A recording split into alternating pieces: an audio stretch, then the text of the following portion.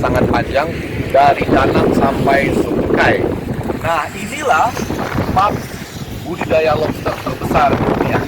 Kenapa dinyatakan terbesar di dunia? Karena setiap hari bisa menghasilkan 70 ton lobster yang diekspor ke berbagai tempat di dunia. Harganya per kilogram antara 400.000 sampai 1 juta.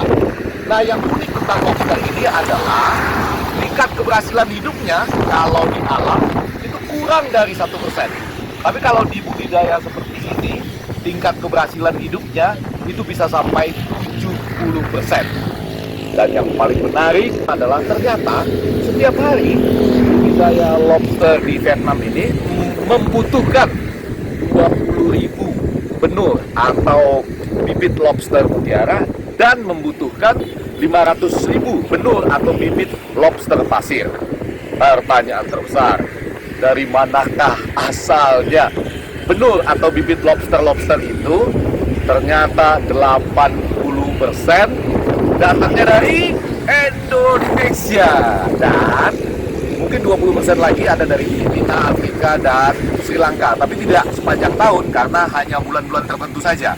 Nah, yang datang terus-menerus dari Indonesia itu ternyata tidak lain dan tidak bukan hasil selundupan. Karena di Indonesia kan dilarang dibawa ke luar negeri atau bahkan dilarang ditangkap di dalam negeri. Tetapi mereka juga tidak salah karena mereka membelinya dari Singapura. Ada 10 pedagang di Singapura. Coba Anda bayangkan, setiap hari butuhnya 20.000 bibit lobster mutiara dan 500.000 bibit lobster pasir. Harganya berkisar antara 32.000 sampai sekitar 140.000 rupiah. Kalikan saja angka itu. Kabar baiknya, ya tentu ada kabar baiknya. Ternyata sebulan ini itu yang terjadi adalah memang mereka susah sekali mendapatkan benih lobster.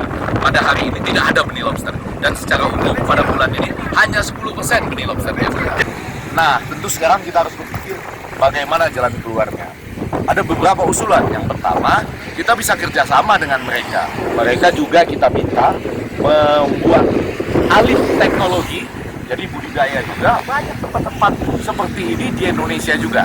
Mungkin dengan sistem begitu 50-50, ada benih lobster yang dikirim secara resmi dan kemudian dibuat juga dikembangkan di Indonesia. Hasilnya kemudian dibuat menjadi restocking.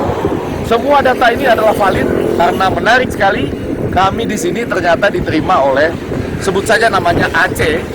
Dia adalah pembeli terbesar dari selundupan benih-benih lobster Indonesia yang dibawa ke Singapura dan dijual oleh para pedagang Singapura tersebut. Jadi di ujungnya kami memberikan ya semacam keinginan dan harapan kepada yang terhormat Bapak Presiden, yang terhormat Abangda, Menteri Koordinator Maritim dan Investasi, juga Abangda Menteri Kelautan dan Perikanan. Mari sama-sama kita atasi masalah ini, kita pelajari betul apakah kita memang bisa menggunakan tingkat keberhasilan hidup dari benih lobster yang di alam itu hanya 1%, padahal kalau di budidaya bisa 70%. Lalu sebagian betul-betul misalnya kita kembangkan bersama, kita ekspor secara resmi ke Vietnam ini, dan yang lainnya kita budidaya di Indonesia. Nanti sebagian kita restocking, pasti akan mendatangkan devisa negara dan mendatangkan keuntungan bagi nelayan kita. Terima kasih dari Cam Ranh di Vietnam.